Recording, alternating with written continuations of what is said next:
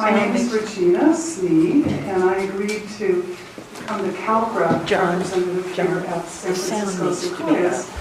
I stand on the shoulders of Lois Turner, who held that position for 5 or 6 years. Lois is with some relatives today, so she's not with us, but I wanted to thank her for her work. And I'm pleased to say that we have representatives for at least 5 of 7 other CCRCs who are joining us today from the Carlisle, the Towers, Tamalpais, and from the Heritage. And I think there may be some people here from Piedmont. Have they gotten here yet? Maybe not. But some other folks are coming to join us who are members of CALCRA at the other locations around the city. So we're happy to have all of you with us today as well, to hear 2 of our speakers who can talk to us a little bit about legislation, past, present, and future, and also some other kind of topics that might be on our minds today concerning all the recent disasters we've had and maybe some of the things that we should know here living in our communities about fires and things. So we have 2 speakers today. Excuse Mark? me, Yeah. I can hear you fairly well, but I just wanted to check to see if everyone else could hear you. Do any of you have hearing aids? We have the loop system here. But also I'm wondering if the microphone is not close enough to your mouth. Possibly.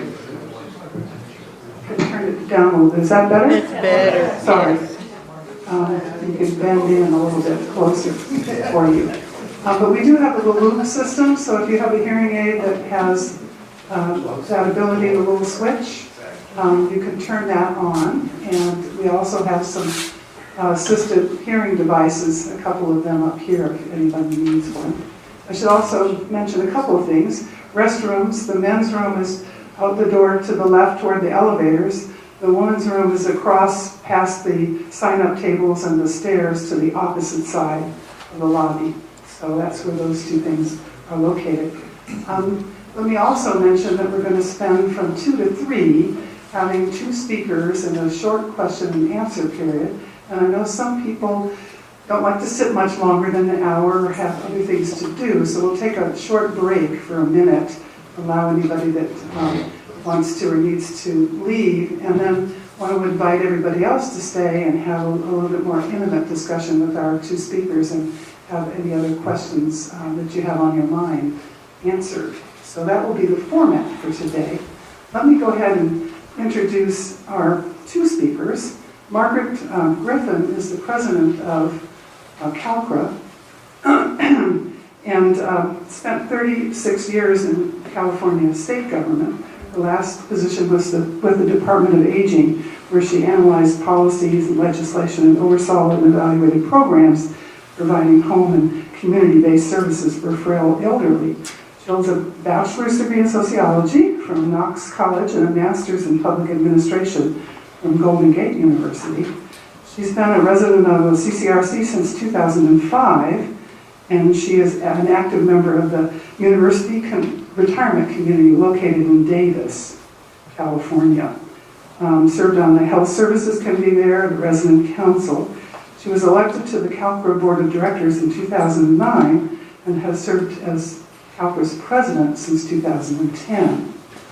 And after Margaret speaks, we're going to hear from Patricia McGinnis, who's the executive director of CANHR, California Advocates for Nursing Home Reform. I think most of us in the Bay Area are familiar with CANHR. Pat and I actually went to law school together in the last millennial. I won't even tell you the anniversary we're celebrating for law school. It's just undaunting to think about that. She has founded the Bay Area Advocates for Nursing Home, which later became California, CANHR, in 1983, and it's a nonprofit community-based organization, and it's been its executive director since it started. And I think most of us are aware of the many services that Pat's organization provides. to consumers. She has a legal services staff, advocates for health and healthcare professionals that help with all sorts of issues that affect seniors. There's also a state bar certified lawyer referral service. We do legislative advocacy, technical assistance, and information and referral services. Can't read with the microphone in the way here. She received her JD degree in 1977, so now you know how old we are, and has been involved in long-term care reform for well over 25 years. In having contracts with the California Department of Aging from 79 to 84. She teaches also in the university for the San Francisco State's graduate gerontology program. I think a lot of you know that CANHR has received almost every other kind of major award in the area of law reform and in the area of aging, so I won't list all of those things. So please first welcome Margaret Griffing.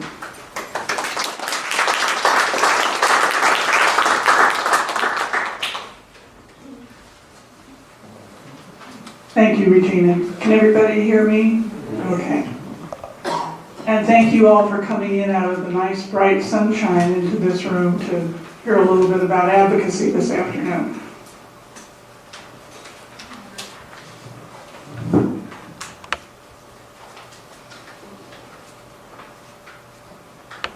We want to begin by talking about what is CALCRA.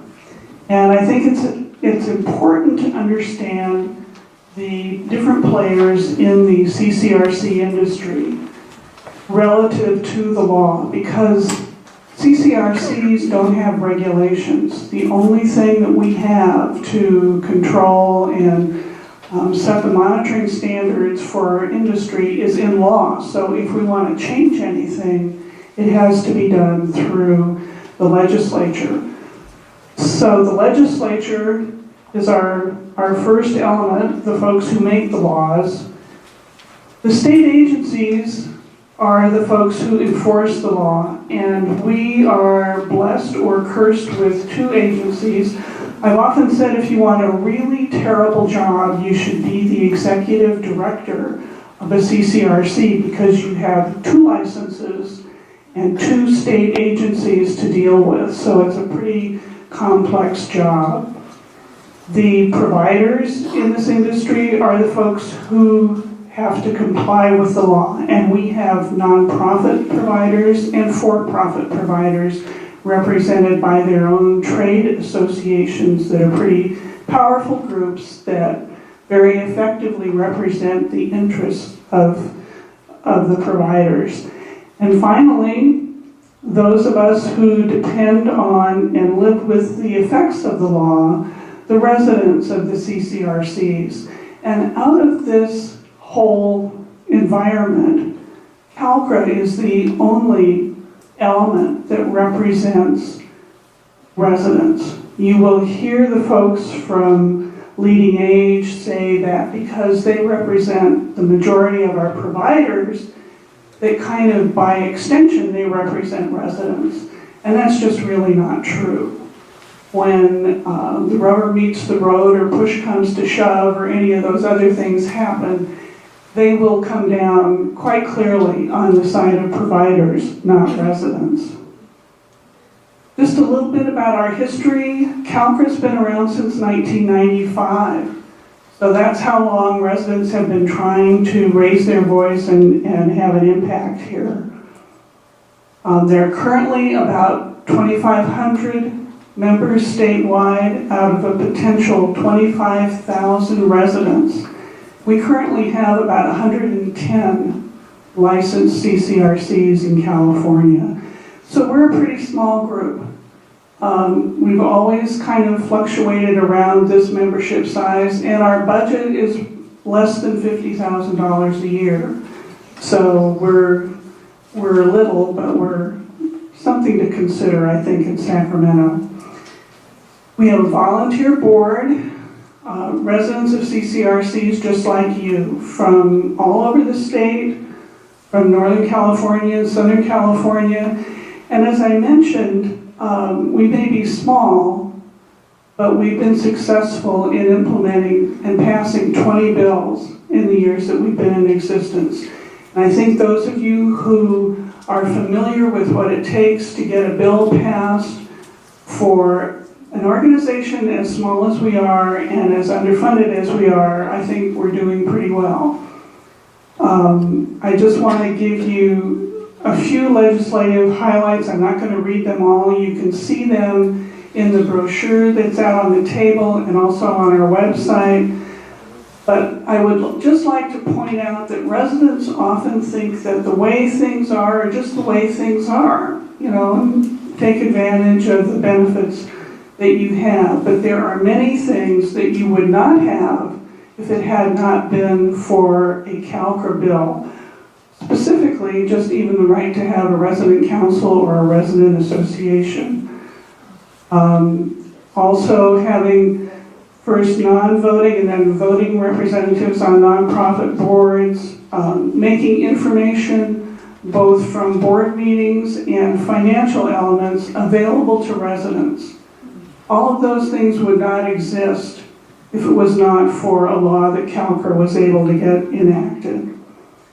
I do want to talk a little bit more in depth about some of our more recent legislation. I think you're probably all familiar with AB 1751. It really had three elements. It did increase the frequency of financial reporting that's required, and it did help to make the financial reporting, it required it to be posted on the provider's website so that it's more available to residents. But I think that bill is most known for establishing voting resident representatives on nonprofit boards. I know there are several communities in the Bay Area that already were allowing residents as voting representatives, but this bill mandated it statewide. SB 939 had to do with repayable contracts and some of the problems that had been encountered regarding payments not being made timely. There were instances where the surviving estate of a deceased resident did not get their repayment for 3, 4, or even up to 5 years. So this bill addressed that issue by implementing timelines and interest penalties if payments were not made timely. It also prohibits providers from charging on empty units. And what we saw happening was that a resident would die, and so the heirs would be, interested in trying to get the repayment portion of that contract, and come to find out they were being charged a maintenance fee on the vacant unit until it sold, which in some cases seemed to encourage providers not to really actively market those units. So this bill addressed that issue as well. Our most recent legislation this last year had to do with disputed transfer decisions. When you are being asked by administration to move to a higher level of care, most generally from independent living to assisted living. Prior to this bill being enacted, the only option you had if you disagreed with a provider's decision was you could request that the Department of Social Services conduct a, quote, review, unquote, of the process. Well, the process had to do with things like, did you get timely notice? Did you have a care plan conference? You were not able to appeal the actual decision to move you to a higher level of care. So this bill addressed that issue. First of all, it allows you to appeal the actual decision. It requires providers to use an actual assessment tool.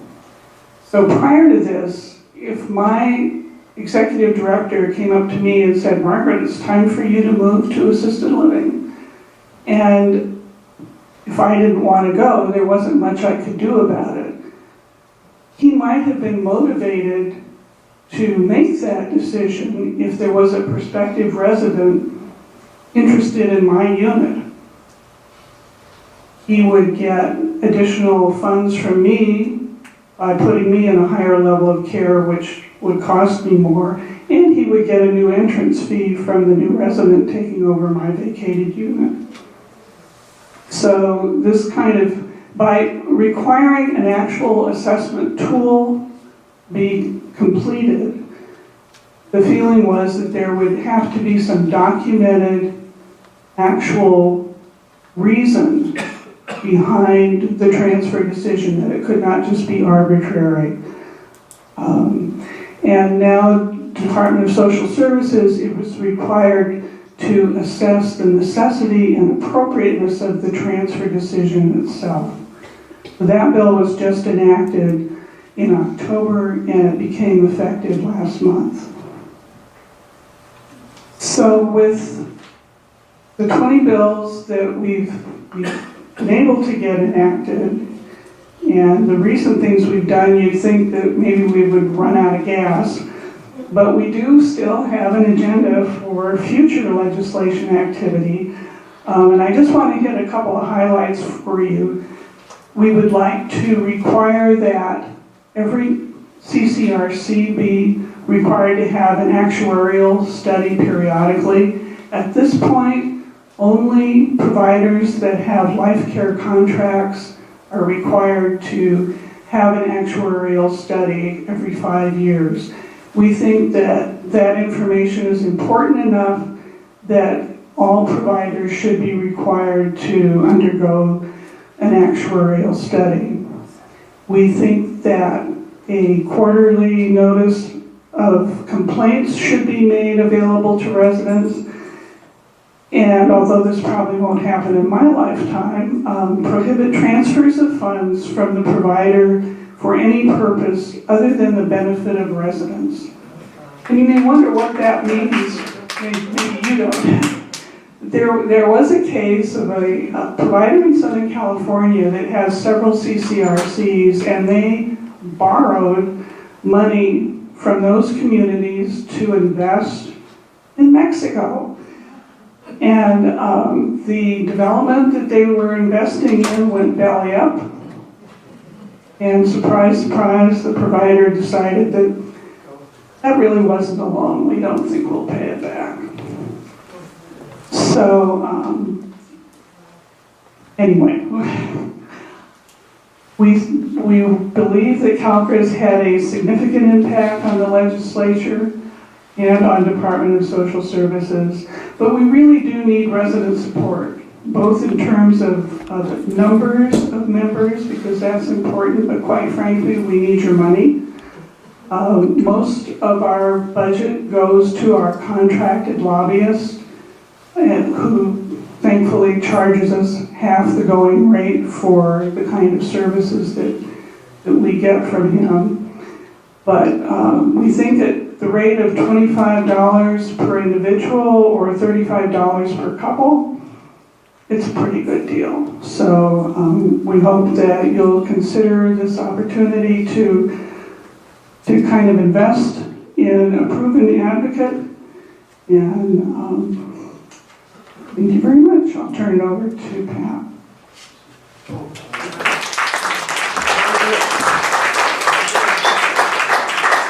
Right, Margaret, oh, yeah.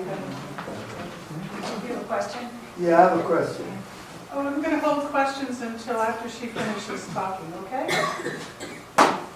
We forget if I didn't know. Okay, how do I get out of this?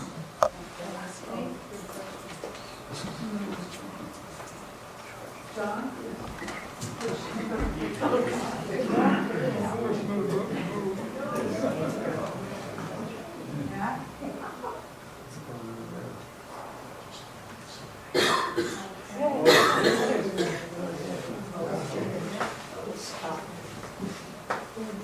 Okay. I want to thank Regina Sneed for organizing this and putting it together. Regina and I go way back, but it's been a while since we've gotten together, so I have to go haunt North Beach again like we did in law school. Yeah, only in the daytime. I don't think we'd last like we did back then. And Margaret Griffing for the wonderful work that CALCRA does in Sacramento. They are indeed the only organization that represents CCR residents in Sacramento.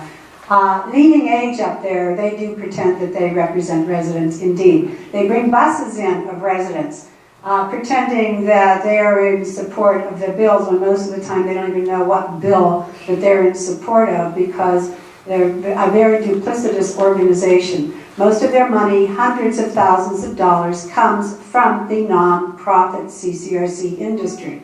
They spend thousands and thousands of dollars on lobbying efforts in Sacramento, as does the for-profit CCRC industry, which is growing in California.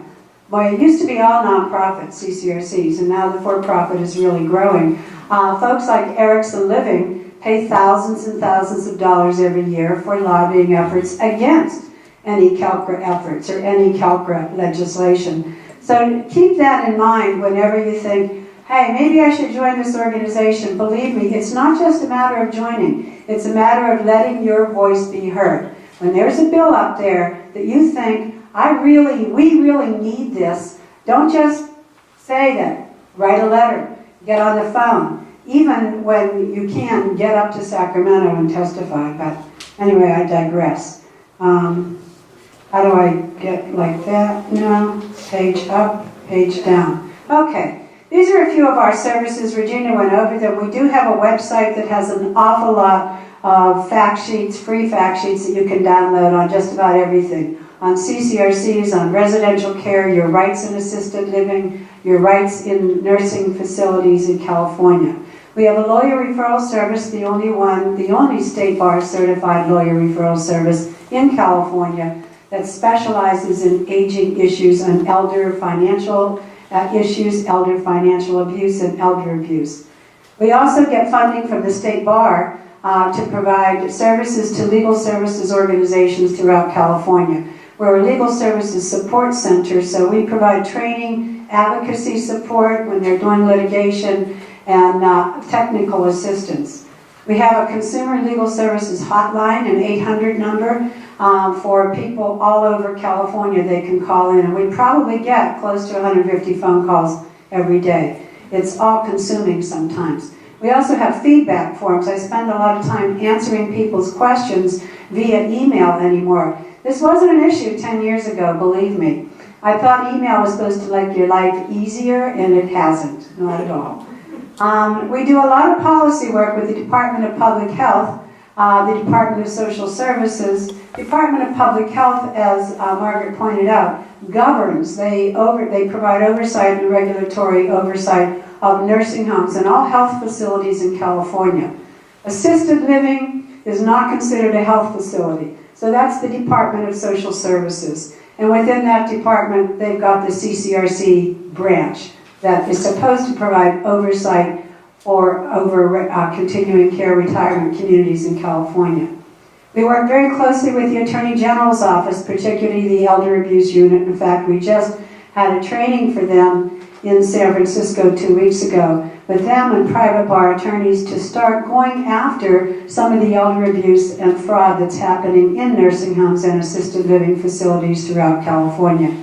We work closely with the Department of Insurance on elder financial abuse issues and also with the California District Attorneys Association. And we have a joint project, a grant with them right now, where we're going to be training Adult Protective Services, the district attorneys' offices around California, the ombudsman, and others on detecting and prosecuting elder financial abuse, and particularly restitution. Doesn't do you any good at all if you've been ripped off by $100,000 by some predator. That person goes to jail, but you never get your money back. Our goal is to make people whole again, and that's one of the things we're working with the DA's office.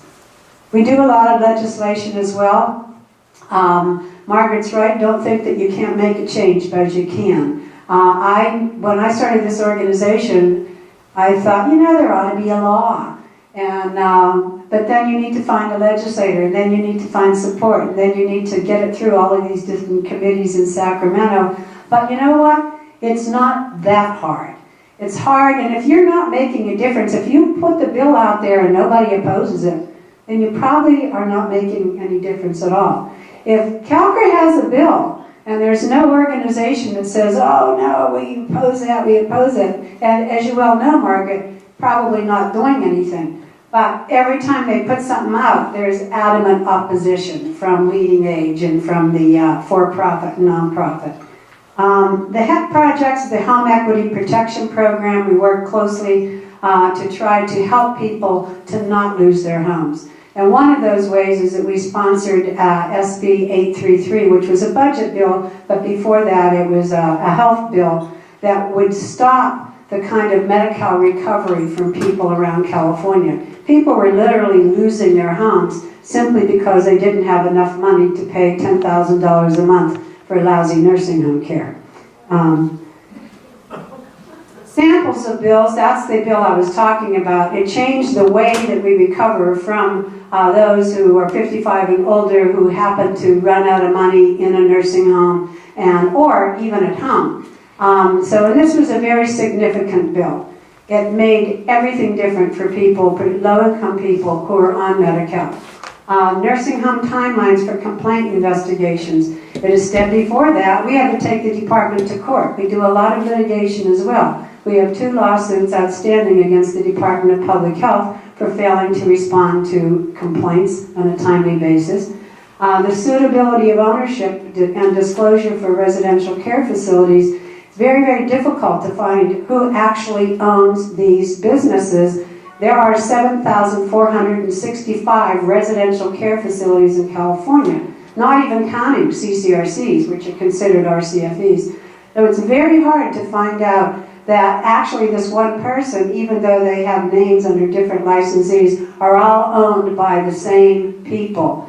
And so our ownership disclosure bill gives you a glimpse into who's behind the ownership of these things.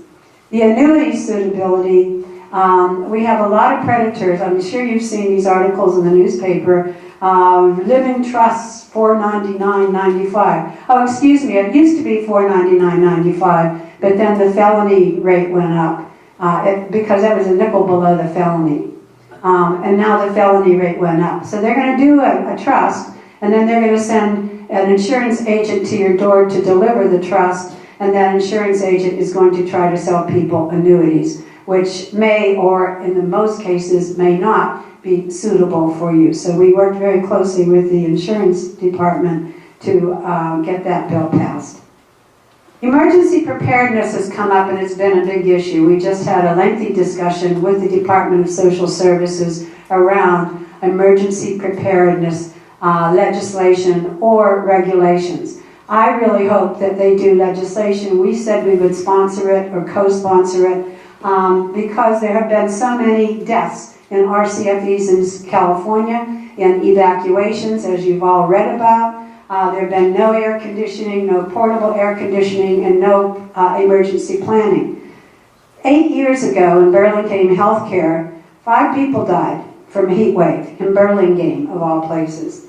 And one of the reporters called me up just recently after this last heat wave and said, should nursing homes be required to have air conditioning? I don't know, in California and San Francisco, should we be required? Probably not, but you should have arrangements to at least have portable air conditioners on hand when those cases, and they're going to become more and more common when we do have heat waves. The Oakmont, Verena, and Villa Capri in the Sonoma-Napa fires. Villa Capri is a residential care facility down there that's owned by Brookdale Living, and they had 196 residents in there. The staffing had no training in emergency preparedness. They had no keys. Some of the people, 20 people, were locked in the memory care unit. The family members had to ram their cars into the door to get people out. The non-ambulatory residents were on the 2nd and 3rd floor. There were no generators at all, much less any backup generators. In Santa Barbara, Casa Dorinda, which is a CCRC, very fancy one in Santa Barbara, they ignored the mandatory evacuation. Their staff had no training. They did not have any emergency or contingency plans. Now, it's not like we don't have regulations in California, but our regulations are very, very weak. When those things happened in Florida, immediately the Florida legislature passed a bill requiring certain specific emergency preparedness. We think legislation would be easier and certainly more flexible. Regulations can take forever. So we need staff training and emergency drills. We need to identify the chain of command, the contact information. In the Villa Capri situation, the other thing that they told the family members is, oh, don't worry, you can come in a couple of days and you can look through to see if there's any family valuables. You know what they did? They bulldozed the whole place and dumped everything into a pit. So family members weren't told anything. They didn't have contact numbers for anybody at that facility.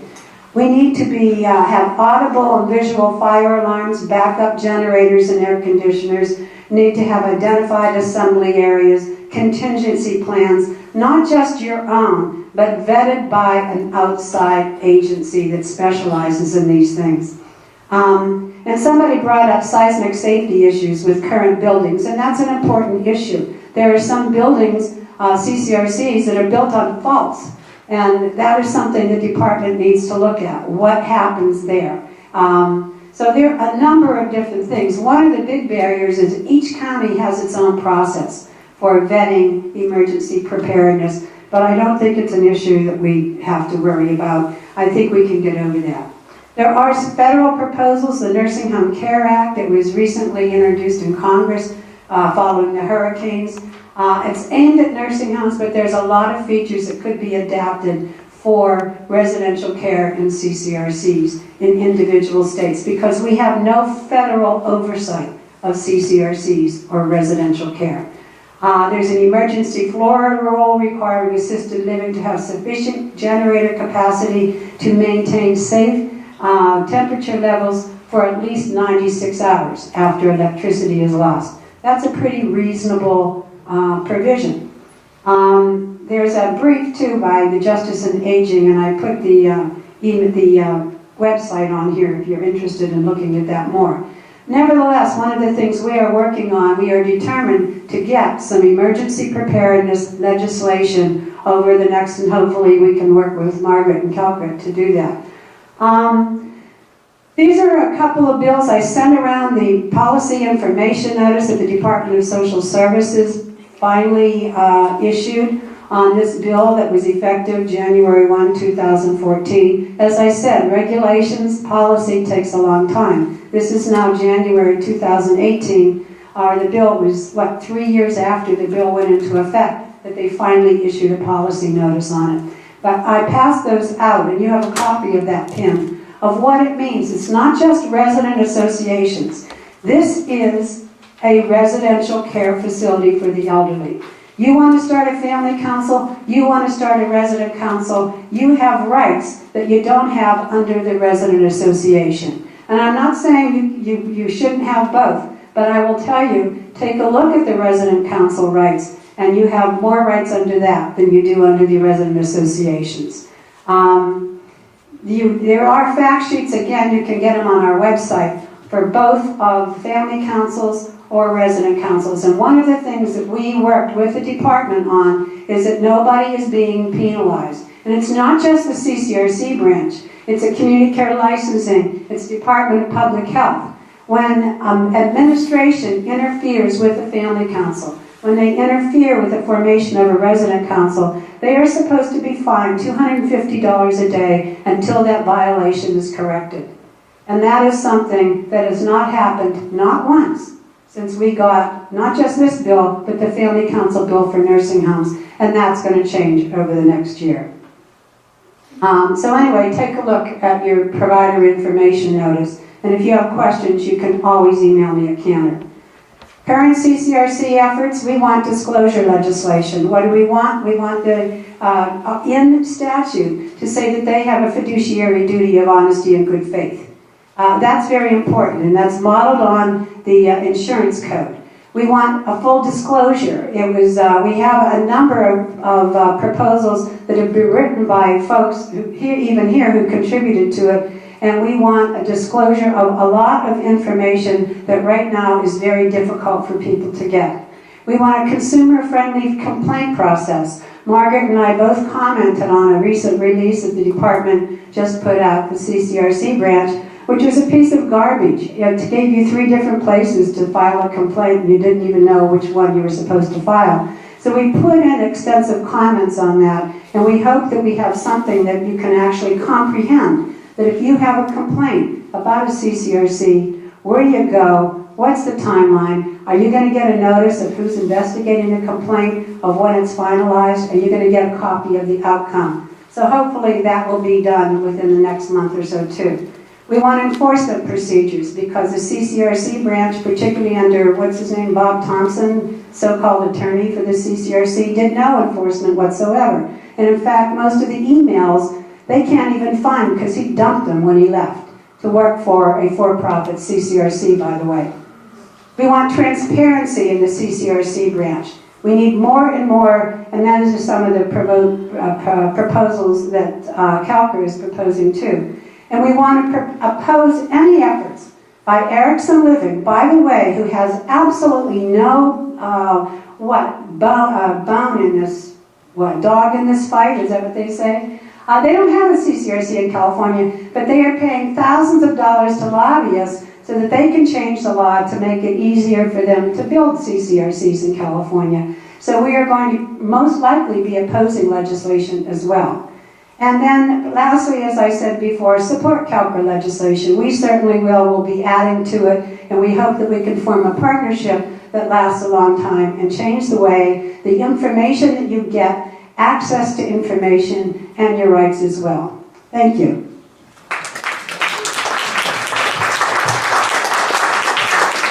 Thank you both. I'm going to ask each of them to answer one other question that stems from this.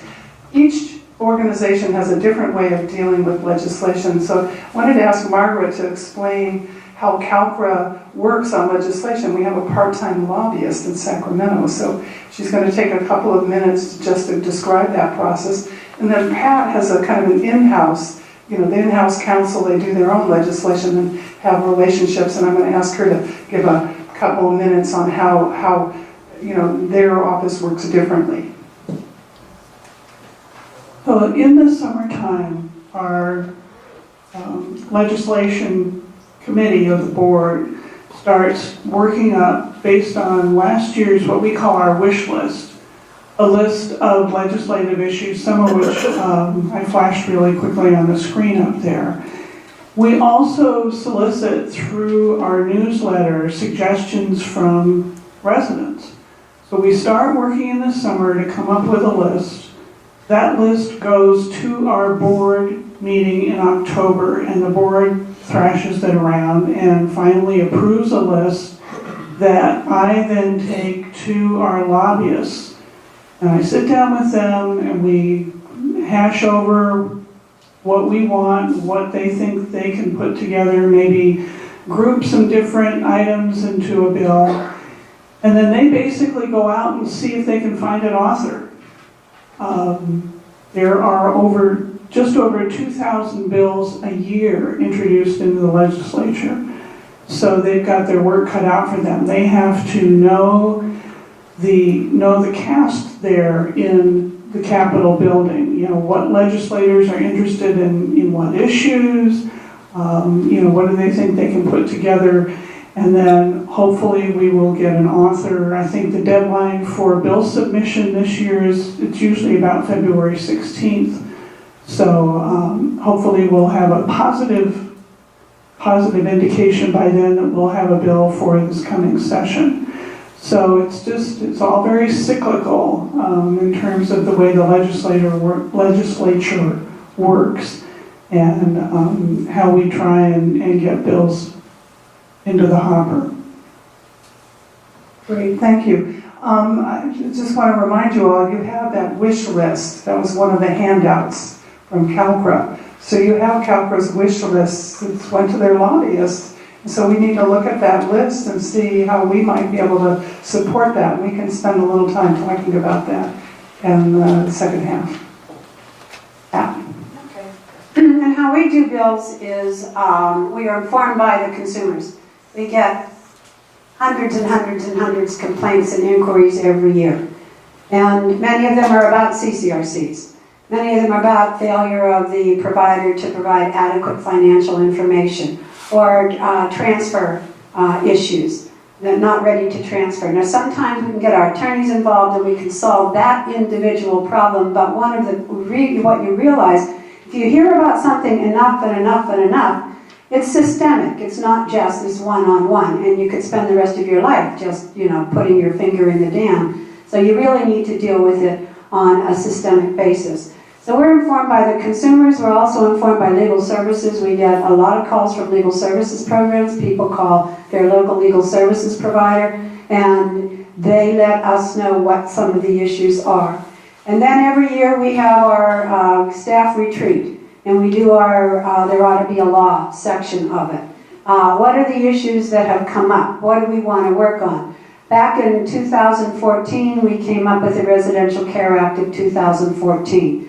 And as a result of that, now these facilities are required to have liability insurance. They didn't have to before. If you abandon a facility and walk out on people, you might remember Hilda Manuel over in Contra Costa County. She walked out on her residential care facility, 19 people, and left the part-time cook and the janitor in charge of the residents. They were the heroes. She's a multi-millionaire, though. So we got 14, out of 14 bills, 10 were signed by the governor. And that was a very, very important step forward. We don't normally do that many bills. It was exhausting, and it was very time-consuming, needless to say. This year, we're working on a bill number 1 for nursing home citations. Right now, if something bad happens to somebody in a nursing home, and the department comes out, licensing and certification comes out, they may issue one citation, even though it happened to 10 different people. When in fact, it should be 10 different incidences because it was 10 different people. It's not the same thing, not even the same people, but when you treat people like widgets, that's the kind of thing that happens. And frankly, with a multi-billion-dollar industry, $1,000 penalty doesn't do anything, and plus it gets waived. The other thing I just found out as I was here, I got a text that Assemblywoman Eggman is going to carry a bill that we are co-sponsoring with Support Life. It's we had a very, very good friend who died because he was waiting for a liver donation. We do not have enough organ donations, there's no question about it. And one of the things that we're trying to do is work with Donate Life to make it easier for people to opt in to organ donors. So that's a real departure from what we normally do. And we also have a bill floating out there like Margaret. I won't know whether we have an author or not. They've got their hands pretty full. They have too many bills. I mean, let's face it, 2,000 bills, I'd say. Jerry Brown used to say, oh, this is a solution looking for a problem. And he's probably right, because I'd say about half the bills that they pass into law or that are vetoed are worthless anyway. So let's hope that we can get one of those worthless bills and put something that's worthwhile in it. Good advice. Now I think it's time for us to take some questions.